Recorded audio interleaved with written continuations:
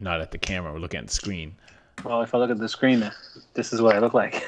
Looks like I'm just looking off to the side. Well, that's what I'm doing. True. Just feels awkward, like staring into the camera, like.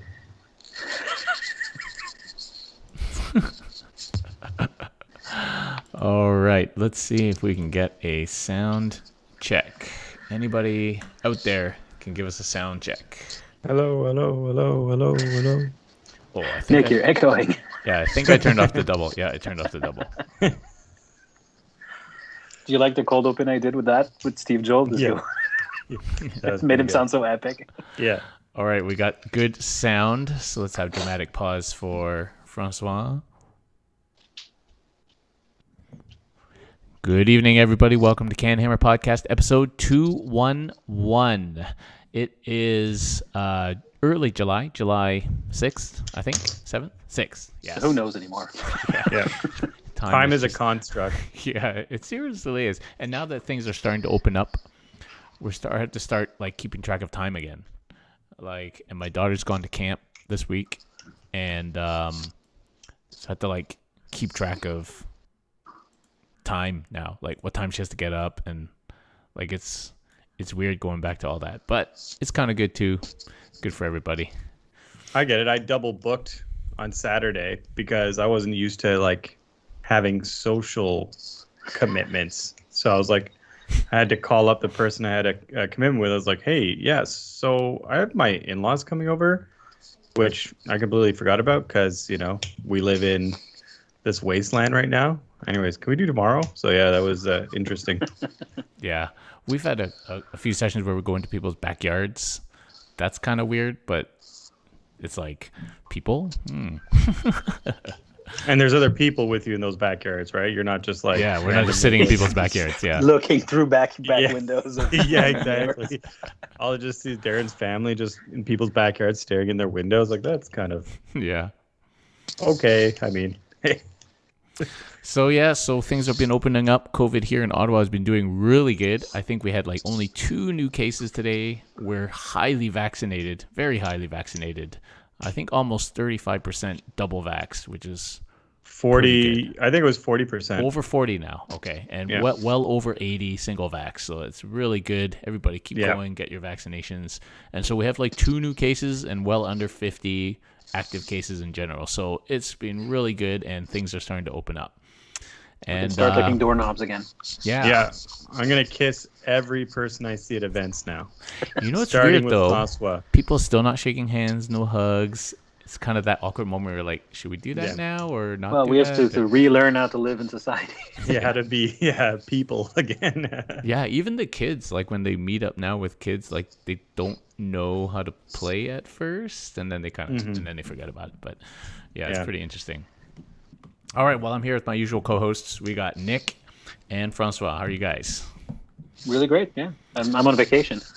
Yeah, so you'll notice some new backgrounds. So Francois is at his cottage. The Lake Ontario, I think, is right behind you. That's the St. Lawrence River. Oh, St. Lawrence River, yeah. Sorry, my geography sucks.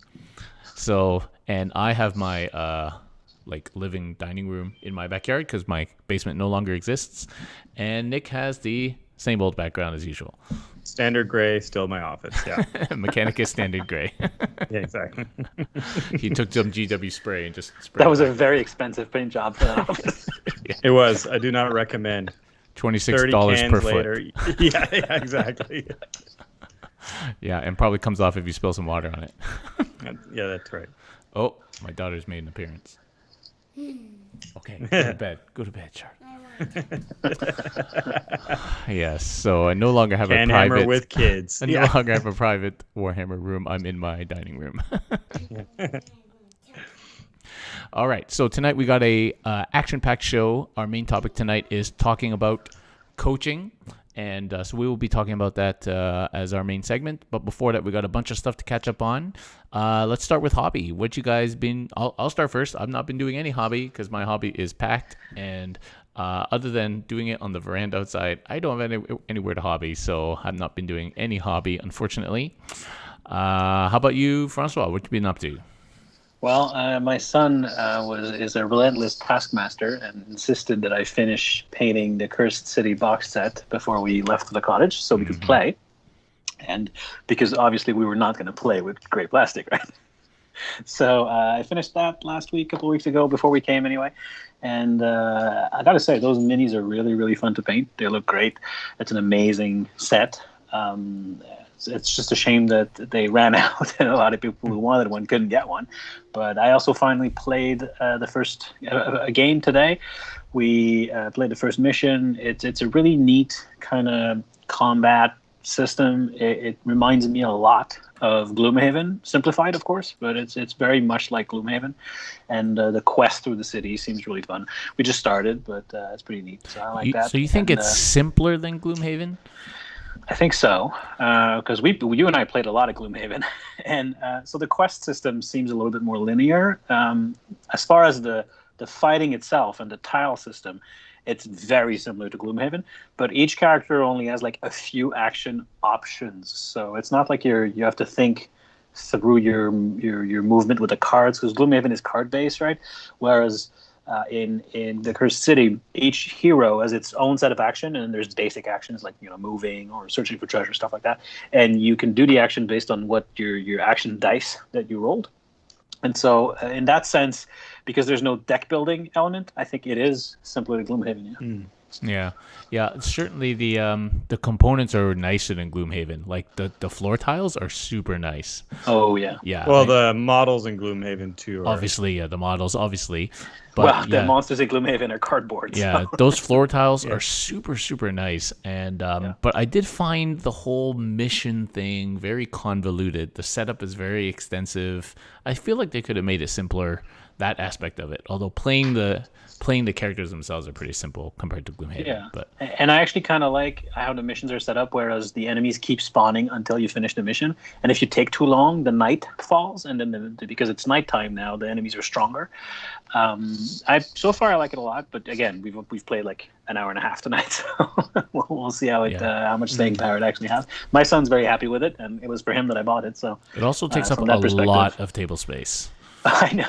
We set it up on the table, and we were like, well, we're going to have to move some stuff around because it's taking 2/3 of the dining room table here at the cottage. It's not a big table. Like, you need like a 6x4 Warhammer table to play it comfortably. Like, it takes a lot of space.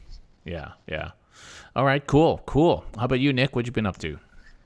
I can't remember what I updated last time. I finished-ish painting Bellacore. I got him to a spot where I was like, kind of ran out of motivation. He's like painted. I can play him. He's completely painted. It just feels kind of tonal, but I may get back to him if his like rules are super good and I want to play him a lot and kind of spruce him up a bit. Otherwise, I painted a bunch of bloat drones for my Death Guard army. Yeah.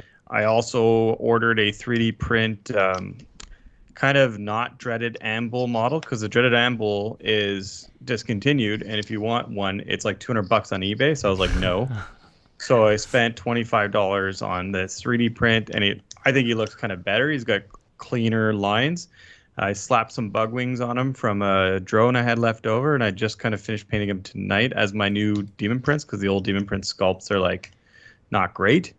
And so that's it. I'm trudging along trying to get this death card done, but I keep making slight changes to my list that weren't new models to be painted. So like I have to paint like some more Death Shroud, because I'm going to be running a bit more Death Shroud now. So eventually I'm going to get all that painted, and then 1,000 Suns will probably drop in. And you'll stop playing Death Card. Yeah, and then 1,000 Suns will drop. Yeah, and then we're doing this all over again. Just in time for a bunch of events to start again. Yeah, exactly. Well, over on the Custodians Discord, they're all getting excited because apparently, did you know the back cover of the White Dwarf tells you what's going to be in the next issue? I knew that. Oh, really? So the back cover last month was Custodians and Tyranids, and this month in White Dwarf it's some Tyranid stuff and apparently some Custodian stuff. Who knows? Mostly Crusade stuff, I think. Oh, okay. I was going to say rules. Everybody kind of extrapolating, probably taking it beyond the natural conclusion, but people are getting excited for some reason. So we'll see. We'll see what happens. But there's a lot of codexes still to come out before anything else. And there's a preview this weekend, which sounds like it's going to be Orcs. Mm-hmm. Okay, so what do you guys think of the new Sigmar orcs, because they look kind of Lord of the Ringsy orc, not like GW orc. What do you think like 'em. what do you think of the new Sigmar type orcs or aurochs? I think they look good. I prefer the Iron Jaws, the the bigger, thicker, black orc looking guys. Yeah. But it doesn't. The other ones look nice. It doesn't mind me having different kind of species of orcs, right? I mean, there's Gloomspite Gits. They're little green guys. You got bigger green guys. You got skinny green guys. I don't know. They look good. Well, as someone who started playing orcs and goblins back then in the 90s in fantasy, I find them quite jarring because they don't look like orcs or goblins to me. Objectively, they're great sculpts. And how are they supposed to look? They're supposed to look like how are a little supposed cartoony and Yeah. so I think that my brain just looks at those and go, they look too natural. But that's probably because I have this like 90s bias in my brain. Cruel boy phobia but here. they are the Cruel Boys. They are objectively great models. Yeah. They just don't fit my preconceived notion of what a fantasy orc should look like. But you know, like Warcrafty type orc. right, exactly. More Versus Warcrafty, yeah. like if there were orcs in real life, they would look like the Cruel Boys. Yeah, correct. Yeah, so they're more. They look more like the realistic. Uruk-hai from Lord Exactly. of the Rings than they do Yeah. from Warcraft. Exactly. Yeah. Yeah, if they looked any more like the Uruk-hais, they would be get a cease and Uruk-hai. desist. Well, they have the license for Lord of the Rings. Well, so- but only for that Yeah, game. Yeah, exactly. Yeah. I'm sure some I'm lawyer pretty told sure them it's GW okay. Has good lawyers and have figured it out. I'm sure It's some- just, As long, to me, I don't play Sigmar, so I don't really have any skin in the game. It doesn't really matter what I think. But if like Cruel Boys stays their own faction, and like Iron Jaws and Savage Orcs or whatever they're called now are their own faction, and that aesthetic of that that style stays with them for whatever, I'm fine with it. If that's the design element of orcs moving forward, and you start to see like Iron Jaws look like them, then maybe I would prefer Iron Jaws look like they do now. well, But the way that they're organized in AOS is they actually have this like battle tome that includes all the orc factions. I think it's just called Orc Warclans or something. yeah, like it's coming out soon. Yeah, and so you've got the sub alliances are all in there. So you can play Iron Jaws, you can play Cruel Boys, you can play which is fine. Yeah, Savage Orcs, or you can play Big Wa, which is all of them together. And is Gloomspite in that book as no, well? Gloomspite is its own book. Or at least that was last time I played Age of Sigmar, which was a while ago. They are separate. And it's interesting because when Age of Sigmar first started, GW clearly was trying to fracture its armies, and they created super specialized tiny armies with like 4 war scrolls. Like Iron Jaws was basically the pigs, the brutes, the hard boys, and then the war chanter, the shaman, and the big lizard, and hero on foot. Like that was it, like 7 war scrolls, and that was the book, right? And it had its own battle tome. But now they've gone back on that, and they've reunited them under those bigger banners, like the Big Wa. So now you can play your Iron Jaws with your Cool Boys if you want, and you get some bonuses for keeping them separate, some bonuses for uniting them. I think the fluff will be telling in that book. If the fluff goes on mentioning the Cruel Boys are a separate species because they come from this realm of whatever, then that'll be pretty indicative. I think that they're going to maintain their own aesthetic and own character, and the Cruel Boys is just kind of another type of orc you can play. But yeah, I don't know. They look cool. All right. It does feel weird to me because there definitely was plenty of design space to just expand the Iron Jaws line. And when Age of Sigmar came out, it felt like the Iron Jaws were supposed to be the like bad guy poster boys, at least at first. And they really marketed the hell out of those Iron Jaws. Like, and you saw that yellow armor everywhere on all the artwork and everything. And now it's like they kind of forgot about them. I don't know. They could have created like six new units for Iron Jaws instead of going for a totally new different. Yeah, but it's an all combat army, right? So what would be? I don't know. I mean, why couldn't they have made brute models with giant crossbows? Like that totally would be cool. Yeah. Who knows? Anyway, I don't play Age of Sigmar anymore. Yeah. So. All right, let's move on. So let's talk quickly about 40K League. So 40K League does start in August. It looks like all systems are going to be go for that. So if people are interested in playing in the Ottawa division, it is up on BCP. There's still space, I believe. $20 gets you in. And so keep signing up for that. You can find that on BCP. Okay, so events. you guys have signed up for a bunch of events. Everything. Like every event everything we out there. Yes. Including LVO. You guys are bed buddies for LVO. We are. We booked our plane tickets, so here's hoping there's not a Zeta variant or whatever that just starts. We're all good to go. We got hotel room reservation, plane ticket reservation. Yeah, we're ready to roll. Yeah. High right. roller package. Yeah, we got the high roller package. Yeah. And you guys are going to We spared no expense. Stud or Snotling in October, which is already up to 120 something players, which is great. Great for those guys down there. And we have our local RTT in August. And are you guys making a team for the Sudbury team as well? Well, we're on the CanHammer team for that one. Yeah, we got Chris. Yeah. I was completely excluded from that for some reason. So. But probably because Chris knew you'd say no. Yeah, no, that's fine. I'm just joking. It's Chris, Jason, Will, Nick, and I. Yeah, well, you guys want to win. You don't want to take me then. Exactly. Although I did win. I don't know why they're taking me. I did win when I went last time. Just saying. So that's a lot of events coming up. Yep. Awesome. Okay. Speaking of events, there it is. Charity Hammer logo, which so Colin decided that he wanted to make the logo representative of something that was crazy the year before. So the year before spawned the 9 Ridge Runner meta, and so the logo this year is John Lennon, Alex McDougall, who spawned that meta, and Colin in a Ridge Runner. So there's the official logo for Charity Hammer this year, which takes place on the August 7th weekend. It's actually like 4 days now. And so everybody do tune in for Charity Hammer, donate generously. We will be hosting, of course, the second stream as usual. Unfortunately, I could not go to Charity Hammer this year, but we will be hosting all those games as usual on our Twitch stream. So do check that out. And of course, you can go to charityhammer.com for all the details. Now, this weekend, so starting in a few days, the Charity Hammer Prep GT will be happening. And this basically, Colin invited all these people, and they have to play a GT, and the top number of people get seeded for what he's calling the hardest GT in the world, which is basically like all the top players at Charity Hammer all playing in a GT. So the Charity Hammer Prep GT is this weekend, and we will also be hosting a second stream on CanHammer for that GT this weekend. So usual, Saturday, Sunday GT times. Tune in on the BiffPod Twitch as well as the CanHammer Twitch for the games from the Charity Hammer Prep GT that's this weekend. So that's cool. So there's going to be lots of content to watch on our channel over the next few weeks, even though we are not doing that much content. Yay. That's the best kind of thing. You get someone else to do your content for you, see. Subcontracted CanHammer content. Exactly. Yeah. It's like doing research. Get someone else to do it for you. That's right, yeah. All right, cool. So let's move on and talk about our topic du jour. That's the topic of the day, which actually was a topic. I'm not sure how we came up with this. I think somebody, did somebody ask? It was Nick's idea. It was Nick's idea. It was Nick's idea. Nick's actually the font of all ideas right now. Nick has more ideas than we do. Yeah, he's fresh to the game. He's got all these ideas.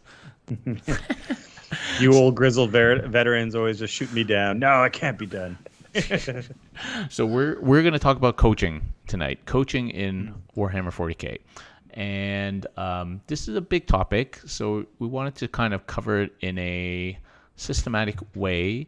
And I think what we wanted to try and do was to help people decide, maybe by the end of this, if coaching is for them or if they might benefit from coaching, and what the kind of pros and cons, and like why would you even do it, because it's a fairly new thing in 40K, but it's grown a lot. Yeah, it's grown a lot in like the last year, and maybe even a bit before that. So we're going to talk a little bit about it, and hopefully people can find this discussion useful. The first thing to say about coaching is there's coaching in all aspects of life. Obviously, there's coaching in sports. So most people are probably familiar with coaches in sports.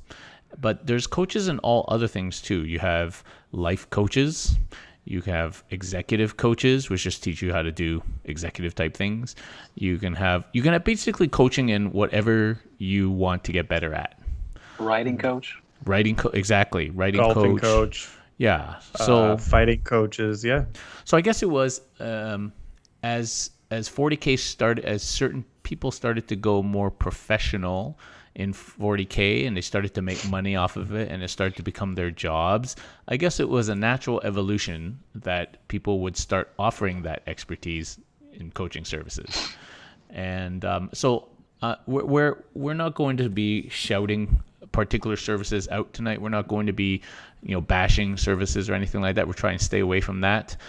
This is not a review of services that we're are not, out there. We're It's not more reviewing coaches' services tonight. But what I do want to say is that probably the first person to start that was Nick Nanavati with the Brown Magic. And that was probably the first 40K coaching service. And then it just took off from there. And now you have whole channels that just offer coaching.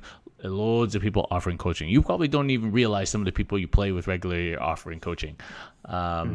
And so it's become a real part of almost like professional 40K. So you can get a coach in 40K. So what can you get a coach for in 40K? There's various levels, right? You can get some very basic list writing advice that would still fall under a coaching category. So get someone who's better at the game than you are to help you write a list, or even in some cases write a list for you. That's the most basic aspect. Of course, yes, you can definitely lose a game at the list writing stage, but you can't win one at the list writing stage unless you're playing something really, truly OP, because there's a lot more to playing the game than just showing up with a good list. People often think they'll just roll up with the current hot list and crush everyone, and it doesn't always work. But that's, I think, the first entry into 40K coaching that people get into. Yeah, I think, people have to remember that watching tactics videos, reading blogs, that's kind of a coaching that you help yourself to. The person is putting the information out there to coach like autodidacts, people. Yeah, to coach people, and it's up to you to consume it or not and interpret it well, the way you I want. would say that that's a very different way to learn. If I think of what coaching is, it's a much more active, hands-on process, Yeah. where someone is giving you advice for you. Yeah. It's not the same in my mind anyway, but people can feel free to disagree. But I consume a lot of 40K content online. Bat reps, I read articles, I read CanHammer and all that stuff, and I consume all of that, and I teach myself by consuming that information, and I pay for extra bat reps from like Tabletop Titans, Tactics, and all over the place. I don't consider that coaching, but I'm certainly getting information in a different way. Yeah. So Nick, do you have experience with coaching? Like 40K or just general coaching? Like I have experience 40K. with general coaching. Not boxing. Well, I don't have Sorry, experience had to put that in there. with boxing actually, and with 40K, very little actually. And this is not a reflection of the coach. It's just I had started to, just because I wanted to try it to see, hey, want to see what it's like. The only thing that turned out is start a new job. New kid. Well, he's fairly new. He's young. He's only Still got that new kid smell. He's still got that new kid smell, which isn't very good. Yeah, it smells like poo all the time. So no, I just found that I was always postponing these coaching sessions because I was like, either I had to work or I had to look after the kid, or do, if you're a homeowner, there's always something to do. Darren knows this more than most people now. There's always something to do at home. So anyways, I stopped the coaching because I was just wasting his time at this point, just postponing every week the phone calls. But I do have experience with coaching. Like when you get any kind of activity where somebody is motivated to do better in that activity and their skill set may not be at the level they want, they may seek the expertise of another individual to help them bridge that gap between where they are and where they want to be.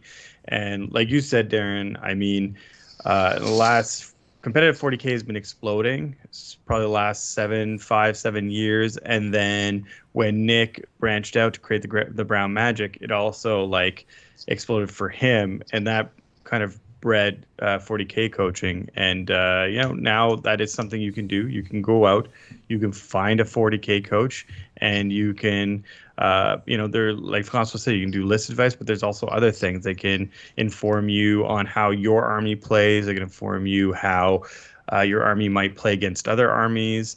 They can inform you some of the principles of how to play the game outside of armies. They can even offer you kind of an insight into what current meta might be. Like, that would be a more national topic. Maybe if they're in your local area, they'd be more informative there. I mean, there's a lot you can get if you identify gaps from having a coach. And I mean, there may have been a little bit of stigma with 40K coaching because it's all very new. But I think with any activity, like when I was boxing, or like if you're an avid golfer, or if you're a swimmer, I mean, there was also a time where I wanted to start doing triathlons, and I basically swim like a stone. So I got a few sessions with a swim coach to learn how to swim properly. So there's any activity that you want to do, you want to improve, you can get a coach. Yeah, I think one of the important things about coaching versus being taught is that somebody's coaching you is not teaching you how to do something generally. You have to teach you how to do something from scratch. That's not really coaching. That's just teaching you. Coaching is really how to teach you, is telling you how to do something you already know how to do it better. And so if you find there's a aspect of 40K, and that can be playing, all aspects of playing, but that can also be hobby.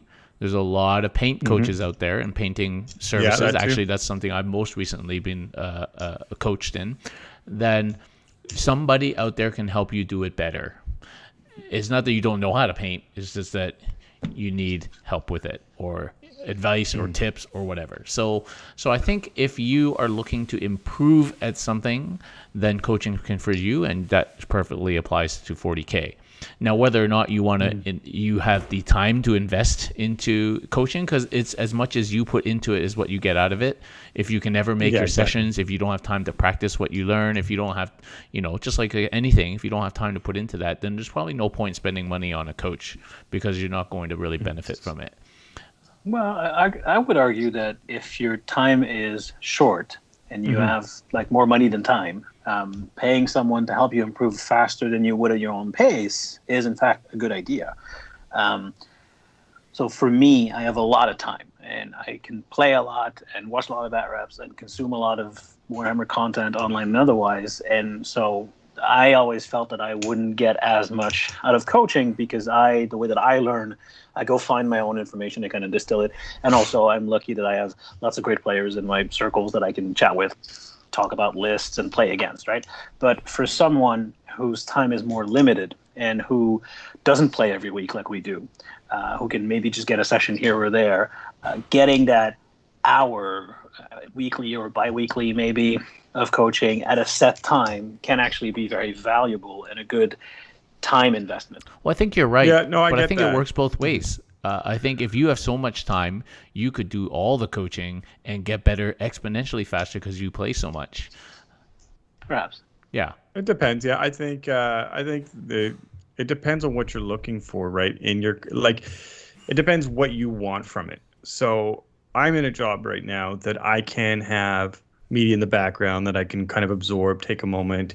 If there's something important to listen to it, right?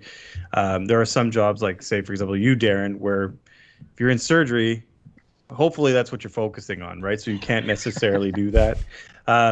So there may be situations where, if you're particularly busy with your research and surgery and whatever else, and you just don't have the time to keep up on the meta or the new books, you might have a phone call with a coach just to let you know, AdMech book came out. Here's the Coles notes of the AdMech book, and here's what you have to worry about as a Custodes player, and how I would approach it as a Custodes player, and that would be potentially helpful for you. And it's something actually I did as well. Whereas I buy all the books, but I don't have time to read them cover to cover, because I do still have to work a little bit. I don't have to read them cover to cover. I don't have the time to necessarily read them cover to cover and study them extensively. So, for example, and I'm not necessarily endorsing this or saying it's bad, but go on the Otter War. They have all these clinics for different factions, for new releases. They have what's actually, I really like their math clinics. So that's a way for me to have information distilled so that I can uptake it and absorb that information without having to go out after that, without having to go through that extra legwork. Yeah. Okay, well, let's move forward for a second here. So, we already talked about kind of what coaching is, why you would get coached. You want to get better at something, and you're invested in that process. So if you're one of the kind of guys you ask for advice and then you always have an answer for everybody's answer, coaching, you're probably going to find coaching annoying, and the coach is probably going to find coaching you annoying. So if you're not one of those kind of people, then probably coaching could work for you. We already talked about what you can coach, which is basically all aspects of play, from list building all the way through to in-game play and tactics and little things and big things. And then we talked, you can get hobby coaching, how to paint better for sure. So what do you think would make a good coach in 40K? Does it have to be a top player? Do you think that that's mandatory? Because in a lot of other aspects of life, like, the NBA coach is not necessarily a better player than any of the guys on the team. Like, do you think that that's a requirement in 40K? That's a tough one because you need someone who understands the game. They have to be competent. Right. They have to be a competent player. They have to understand the game. But you can understand the game without be necessarily somebody winning GTs every weekend, right? Because there's a couple of elements to coaching you have to consider. You have to, like you said, the individual seeking coaching has to be coachable, but then also the person that's delivering the coaching has to be suited for that role as well. I mean, you could be somebody that's really good at math and not be able to explain that to a student. Same thing, or like I know I've done some teaching and stuff, and I know the challenges. It is difficult to teach and it is difficult to coach. And so that's the same thing. It's not necessarily that somebody's a top player, top GT winner. Or major winner, will they necessarily be a good coach? Sometimes those align for sure. And sometimes you will get a good coach despite that person not necessarily being a top performer. But yeah, they definitely have to have some level of competency in the game for sure. Right. So to jump on that and expand on the example you just gave, I'm an educator. It's what I do, right? And I know plenty of people who are brilliant at their specific discipline who are not good educators. Mm-hmm. And on the flip side, there's a lot of great educators who are not like top of their field. One does not necessarily go with the other. In fact, it often doesn't. So I think the first quality you should be looking for in a coach is, can that person explain complex topics clearly to you? Because sometimes teaching styles work for some people and not for others. So it's a very deeply personal thing there. But the first thing is, can they actually make this topic accessible? Because you might have the best player in the world, someone who wins the ITC every year, but if they have terrible people skill and just simply they're gifted but cannot explain why they do what they do, then being coached by that person would be a waste of time. Yeah. That said, you do need someone who has a good understanding of the game. So it can't just be anyone off the street. It needs to be someone who's actually successful in the game. Yeah, obviously you don't want to be coached by somebody who doesn't even know how to play. Like, as an extreme example, I think you probably have to have, as you said, some competence in the game.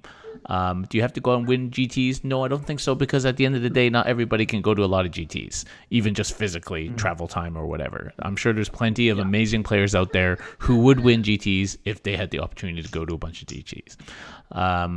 But I mean, you could even get players that, do their top 10 or, they're in the top quarter, top 10% of GTs consistently. They consistently perform.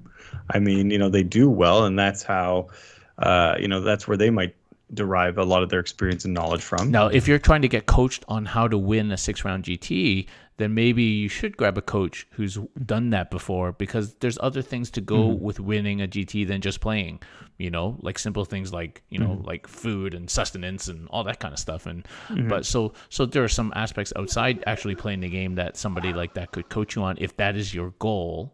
And so that's the thing. You have to really decide what it is that you want to get out of the coaching and then seek the right person for that job. The other thing to say is that, everybody's trying to getting into coaching, but not everybody is a good coach or knows how to coach. or has good coaching skills. Just because you play 40K and you're good at it does not mean you're a good coach. No, definitely Yeah. not. Now, it helps for the marketing aspect that people can say, I won X many GTs, or I'm the top player for X faction, so I'm going to coach you into becoming better at that faction. It's a great hook, but it's not necessarily true. Yeah, so now that this coaching is becoming more prevalent and we're starting to see more and more coaches, you're going to start seeing that where there are going to be better coaches than others. And we're not here to tell you which those are, or And we don't whatever else, know, but quite frankly. yeah, we don't know.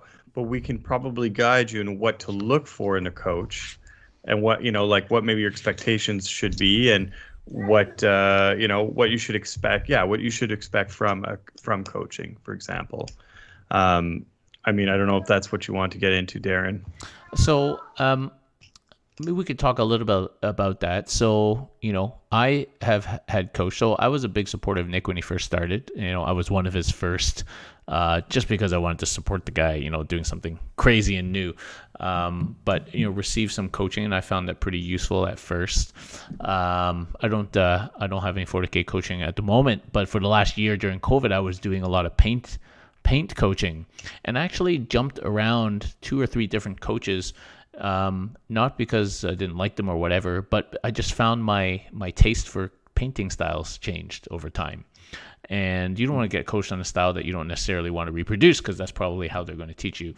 But and then there's some, and as you say, you have to be available, and most of those coaches are kind of in Europe, and it's time delays, and so it's just pragmatically very difficult to keep that up. But I think we could talk about some of the qualities, what you feel would be a good coach. I'm going to number 1, accessible. I think it's very important for your coach to be accessible, even if you have planned like once a month, 1 hour, sort of you're on the plan, and usually you have to sign up for like a plan. But I think it's really important when you're getting coaching for anything to be able to access your coach at any time, just for like little things. And I think that's very important. So when I used to do coaching, it was important for me to learn from something relatively soon after a game. And so I would take pictures and send messages and, here's this situation, what would you have done, blah, blah, blah, blah. And that would be outside of, the planned sessions, but that's kind of part of the deal, And so that was really important. Because 2 weeks later, when you have your planned session, you may not remember, even if you took pictures or took notes, and just being able to access your coach is really important in any kind of coaching, but especially you're trying to learn from games and stuff like that. So that's one thing I think is important when you're looking for a coach, is accessibility. One thing that I think is important is if the coach is kind of goal oriented.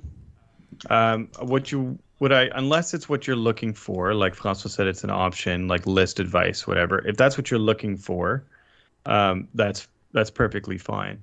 But what may end up happening is, you might start a coaching session with a coach, and they may just default to be kind of providing you list advice and just critiquing your list.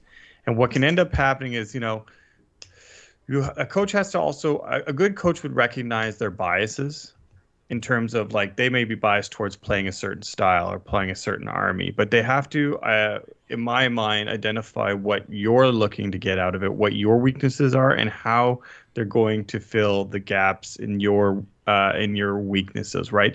And they're not a coach shouldn't necessarily be trying to make them out of make you play like them. They're not supposed. Yeah, exactly. They should be making you play like you, but better. And that is, I think, the big thing, because yeah, there's going to be another 20-minute boxing discussion. But when I was coaching when I was getting coached, mute. When I was getting coaching for boxing, that was exactly it. My coach, good friend, he wouldn't teach me to fight like him because he's faster than me, right? So I can't fight like him. So then he would teach me a different way of approaching it, right? So I think that's the same way. So you got to kind of be wary of coaches that might just be default to, I don't like your list. This is what take this instead of that, right? You don't really need that. You can go on the internet or any forum and people will tell you that. What this person should be identifying is like, you're losing games. When do you think you're losing games? How are you doing on your secondaries? How are you doing on your primaries? How are you deploying that kind of stuff? Somebody that's motivated to learning how you're playing the game, how you're designing your list, not like what specifically is in your list, but how you're designing it, how you're approaching list design, and then kind of help guide you that way versus just a kind of standard templated approach, which I don't think is a very good approach in my opinion. So if you're like Yeah, looking you're to right. play guard, and the first thing your coach tells you is to go buy some AdMech, it's probably not exactly Yeah. what you're looking for. Well, or I think what Nick is saying more is if you're playing, let's keep with guards instead of such a deep codex. You're playing guard and you really want to make a guard force that relies on a lot of infantry, and then your coach tells you, no, don't do that. Instead, put a lot of tanks in, right? Well, that maybe isn't what you're looking for if you're the kind of player whose play style is conducive to playing with 150 guardsmen. Your coach should make you better at that play style. Yeah. Now, I think that's just a general rule of coaching. I was a coach for many years. I don't know if I ever told you that. None of you who know me will be surprised to know that I played on my high school trivia team. And then after that, I coached said trivia team for 5 years. Did you say trivia team? Trivia team. So this is a big thing in Quebec, not so much in Ontario, where high schools compete in trivia competitions against the each one other. I There's went to. these like provincial tournaments. It's a Wow. huge deal, like hundreds My of high kids school going. competed in how many cops could show up every day. And my high school was very, very nerdy. So the trivia kids were actually not getting beat up and shoved in lockers. Like it was a totally normal thing to do. But I played for many years, and then I coached for many years. That was my student job when I was in university in CEGEP. I coached the trivia team, and so on the team there's 4-5 different players, and they're each good at a specific aspect of that. So there's going to be a segment, and there's one kid who's really good at sports, and another kid who couldn't tell you what the name of the local hockey team is, right? So you have to work with the individual kids' strengths and make sure that your team is well balanced. But it's a little bit like that. Make sure if you're looking for coaching to find someone who, like Nick said, will make you a better version of you and not try and turn you into a clone of themselves, because that's too easy. The easy way to coach is to say, I'm a great player. This is how I play. Hence, this is how you should play. And that's a trap. So if you're looking for coaching and you find someone who's trying to completely change the style of player that you are, run away. Yeah. I mean, any coach today, for example, if you were to walk to a coach today and your goal was, I want to win a GT and I can take any army. And if that person just defaulted, gave you the AdMech army, the Skitarii list, and said, that's exactly it, and that's all they cared about. But to be fair, today they might be right. No, I'm saying they might. Yeah, you might win that GT because they taught you how to play that list, but they didn't teach you how to build that list, how they got to that list, how, once that list isn't as good as it is, if that coach wasn't there, how would you then approach it? Because if that's all they gave you, then you don't have the skill set to move forward. And that's, you could have achieved the same result by going on Reddit and asking what is currently the best list. Yeah, exactly. You literally could just go to the GTs, cross-reference the top list, and then find your own. So yeah, I think it's something that's a coach's goal-oriented, understands your goals. If you're a player I'm like this sometimes, I have darling units. For the longest time I played rubrics because I love them, and that's how I would want to play them. They would understand that. They would ask you, do you have darlings? Like, is it have to be Imperial Guard? Then we'll work with that.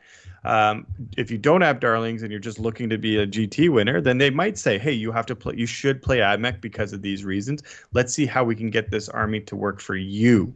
I mean, these are some of I think this is what's going to really separate a good coach or a mediocre good coach to a really great coach, and from the other people that are just trying to profit off of this kind of this boom in coaching services where they're just going to tell you lists, take this list, or I don't like this in your list, add that. And then I don't think that's really that meaningful and worth your money or your effort, in my opinion. I think what's really important when you embarking on coaching with whoever is you as the client have to have a firm idea in your mind what you're looking to get out of it. Same with any mentoring arrangement or anything like that, because it's kind of like mentoring. And then your coach needs to be able to give you a firm idea of how and what he or she thinks they can do or can offer you to achieve that goal. And if those things are set out very clearly right at the beginning between client and coach, and everybody's in agreement, I think most of the time, even if it doesn't work out, at least it's like, okay, well, maybe I'm just not the right coach for you. But I think it's when people just go in where they don't really know what they want to get out of it, they just feel they want to get better, but that's not really a goal. Like, you have to be more concrete in what you want to improve upon. And so if you don't have that kind of setting and you haven't laid it out to your coach what it is specifically that you want to improve on, then they don't really know what to do with you or how to do it. And then it just ends up being kind of wasted money. And you may get some fringe benefit from that, but you won't get the most benefit that you probably could. And apart from putting the time in and the effort in, it's really, you got to set the goals. And if you don't clearly set the goals, you're just spinning your wheels. And so I think that's really important for people if you're going to look into coaching. And so, and if you have a firm goal like that in your mind, what you want to achieve, then you can also make sure you target coaches which you think can help you with that, right? So if you want to be the best Jukari player of all time, then maybe you should pick a coach who plays a lot of Jukari, right? Like, while other coaches may be able to help you, they may not have some of the insights to somebody. So if you set yourself a specific goal, then you may be able to help you pick a better coach that suits you better. Yeah. Okay, so what do you guys think is some of the... Okay, so we talked about, obviously, the benefits of coaching are pretty obvious. So, you get better and stuff like that. What do you think are some of the downsides of coaching? Do you think there are any downsides of coaching? Yes. Well, yeah, there are if you find a bad one, because they can actually set you back. Right. Bad coaching can set you back because they can either reinforce, their bad habits or try to steer you in a direction that doesn't work for you. And you might, you may see even like near-term benefits, but then over the long term, a decline as, that short-term list that they gave you no longer works, and you can no longer adapt to the changing meta because you weren't given those skills. I think, yeah, there are downsides. So I think finding a bad coach does have downsides in terms of reinforcing bad habits. Yeah, it can make you lazy, take shortcuts. Yeah. Yeah, I think that may be the biggest downside is taking on bad habits or bad behaviors. Probably not even intentionally, but everybody has them. And so as a coach, you may naturally impart these things to your client. And as a person receptive for learning, they may take those things on board. So I think that's something you have to be careful about. And you have to be careful. From the client side, I think it's a big potential trap to think, oh, I got a coach now, so I will get better, right? Yeah. And then being lazy in other aspects of your game.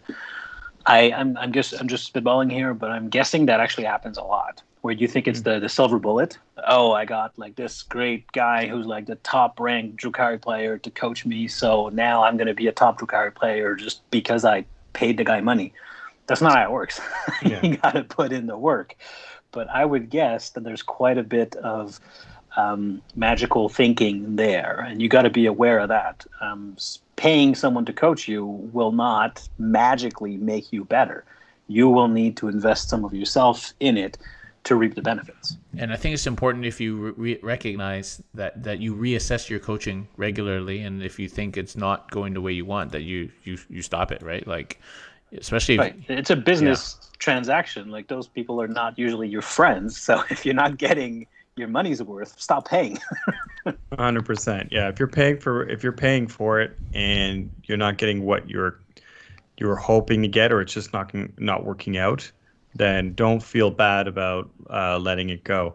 I mean, other things is, yeah, you can go to the player that plays that book, who's like quote unquote specialist in that army, but you would still want to be careful because people can still fall into biases despite playing the same book. And I think what you want to worry about is a coach that's closed-minded, because people can still be good players and be closed-minded, that they're not open to options, and that, like our other discussions, kind of can kind of misdirect you in a sense. So I'd be very hesitant and worried about that, and it's one of kind of the downsides of coaching, and that sometimes can mean that you it takes, like Darren said, a couple of coaches to find the one that's right for you. So one of the more obvious downsides, obviously, is it costs money. The hobby is already a costly hobby, and you have to spend your money on models and tournaments and all that stuff, and now you also have to pay for coaching. So, and obviously there's going to be lots of different cost structures out there depending on the coach and how much. Some of them can get quite expensive. How much you want to do. So I think that's a very real thing that you have to think about if you're going to embark on coaching. Can you afford coaching? Nothing's free in this world. It's certainly not in Warhammer, and coaching is definitely not free. So that's a very real downside. Although presumably, because this is a very affluent hobby, is why there's such a cottage industry of coaching, because the people who play Warhammer, by definition, have disposable income. It's not like, I don't know, running. So running coaches are a thing too, right? But running is probably the cheapest thing you can do. You just get a pair of shoes on, or even go barefoot if you want, go out your door and start running, right? Whereas because there's a high cost of entry to something like Warhammer or golf, to use another sports metaphor, I'm guessing, this is totally me guessing, but I'm guessing that if you look per person who practices the sport, a lot more people who golf have golf coaches than people who run have running coaches, right? Yeah. So here's a question for you guys before we kind of wrap up. Do you think there's a stigma in 40K about coaching or being coached? Less now than there used to be, I think there definitely was at first. I think there was this feeling that you were taking a shortcut and not doing it the proper quote-unquote way, and that you should put your time in the trenches to get good. I think that's terrible and a totally elitist kind of sentiment. If it suits your learning style, then you should, and you think it's going to make you better and you have the money for it, by all means, I think it's great. Nowadays, and by nowadays, I think it's moved very quickly. Like when I talk about the olden times, I talk about 2 years ago. But I think it's a lot more accepted. But you still get a lot of stigma around, net listing, right? Like that's still that's the thing. But that's basically just taking, if you took a coach's list, is no different from taking it off Reddit. Like, it really. Yeah. Well, so that we talked about, that's one of the pitfalls of what you can experience with coaching. That's something you should avoid. Somebody that just wants to push a certain list or list design on you, and that's the extent of the interaction with you and the coach. Like, not to say that you can't talk lists. Necessarily, list crafting will be part of it. But if all it is somebody that's trying to give you a list and force you into playing a list, and there's no other, because like Francois said, you can bring the best list you want to a GT. You might not necessarily win with that list. You still have to play that list, right? No, but that's not what I'm talking about. So I'm talking about, let's say you have a coach and he recently won a GT with a list, and so now that becomes a popular list, and so you're getting coached on that faction, and so he's like, well, why don't you try my list? And then so that has less stigma now, having a coach, but somehow net listing still is very stigmatized, even though you just got that list from a coach. It just happens to be the list right now. People like to stigmatize stuff. There's nothing new under the sun. You think somebody developed somebody else, and then everything is iterative. So what is new? Who knows? Like, really, who started it? Who knows? I mean, if you're like, presumably we're talking about coaching for a competitive approach to 40K. This is to compete.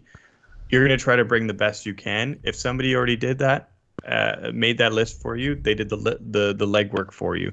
I mean, there's no rule in a major that you have to win the major with a list that you developed exclusively on your own in a silo outside of anybody else. And anybody can win best painted with a commissioned army. Yeah, exactly. Anybody that does well and pretends that their list is completely unique and not involve some element of input elsewhere are lying to you and to themselves, in my opinion. All right. So to get back to the stigma, I think there's a couple of reasons why it may still exist. The most important one, I think, is because human beings like to feel good about themselves, and the overwhelming majority of 40K players don't have coaches, right? And so they probably think to themselves, well, I don't have a coach, and I'm great. So therefore, people who feel the need to have coaching must be a weaker player. So there's probably a little bit of that going on. That's what I'm thinking.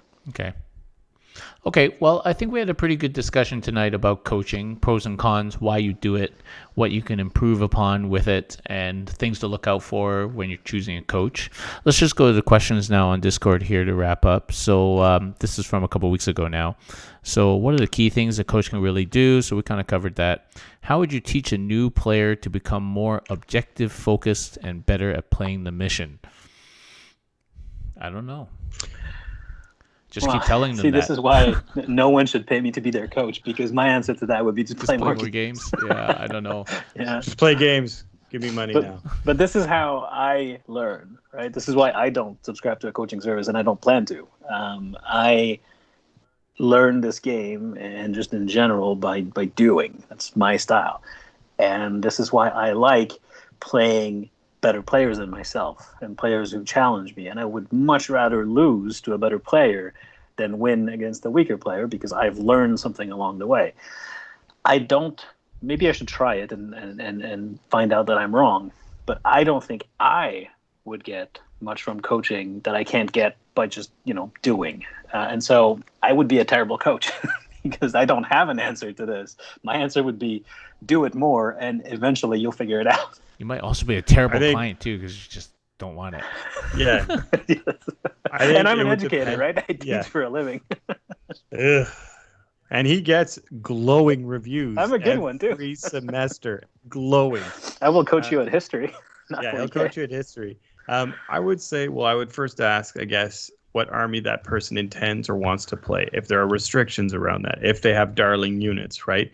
First, kind of understand what the boundaries are with this player. If they're like, I'm completely open, I can literally go on the GW site, order an army, get a commission painted next week, then that's pretty open. If they're like, I play Imperial Guard, these are the units, I don't have a lot of money to do this, that gives you your boundaries there. And I'd say, well, if you're going more objective based, you have to look. There's two ways of scoring in the game, right? There's a I don't know that I actually want to actually coach somebody right now on how to do it. It's just like no, but I'm just saying, this person asked, right? So you'd have to look at how you score the primary objective, how you score the secondaries, and try to design your list around approaching those, right? So, I mean, if you want to score engage in all fronts, do you have units to approach that, right? So you're trying to approach a level of scoring points that's independent of interacting with the enemy, and then trickle it down from there. But yeah. Okay, so the next question we're not really going to answer or be able to answer what we think is a reasonable price for coaching. I think coaching, like with many products, can be as little or as much as people are willing to pay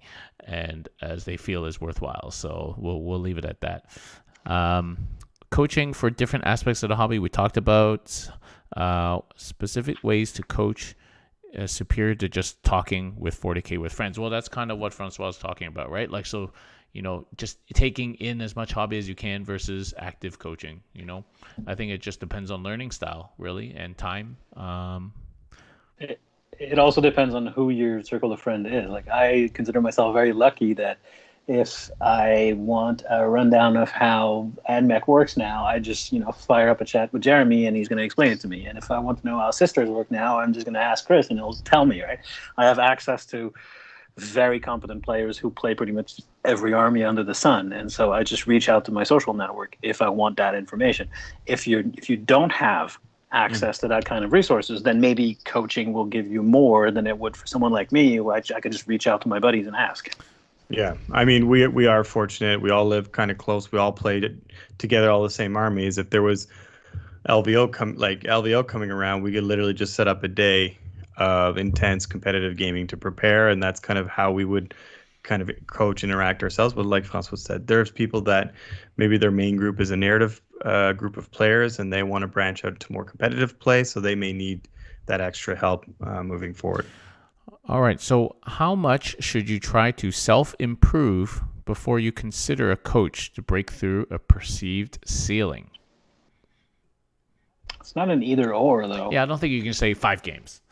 I think it's just if you feel like you've hit a wall, like you're always 4-1 and you're never 5-0, like that might be a time where you think maybe I could use a bit of help getting over this hump, right? And that's actually a common reason people get coaching. They're always the 4-2 guy or the 3-2 guy. They want to be the 4-1 or the 5-0 guy, right? So that's a very specific goal you set yourself. It's So a if hard you question feel to that answer. you've stopped improving by just doing what you've been doing, then maybe that would be the time. Yeah. Can everyone be coached effectively? No. No, for sure I say not. this as someone who's taught thousands of Yeah. students. Some of them can't be taught. Yeah, and if you're not in the mood to be coached, then you cannot be coached. If you think you know everything already, then you cannot be coached. So Right. it's as much as how much you put into it, mentality as well. So definitely not. And that's a very common thing. There's a name for it. I'm blanking on it now. But people who are convinced that they are right and no evidence to the contrary will change their mind. Is that Dunning-Kruger or whatever it is? Probably. But there's a ton of players out there who, like you say, they get stuck at like the 3-2. And in their minds, they're great players. And so it must be that they keep getting unlucky, right? Yeah. And they convince themselves of that. Dice. But I'm sorry, it's not the dice. Yeah. Is it ethical to coach people if they would improve on their own from playing more? Well, I think everybody would improve at least a little bit if they could play 3-4 times a week.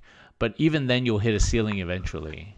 But who and who's that to judge? Like, I mean, if you're offering a coaching service and somebody presumably everybody could, like Darren said, can improve by playing more. But it's not up to the coach to gatekeep their own service. That question is weird. It's like, should personal trainers feel bad that they're offering personal training service because people could get stronger?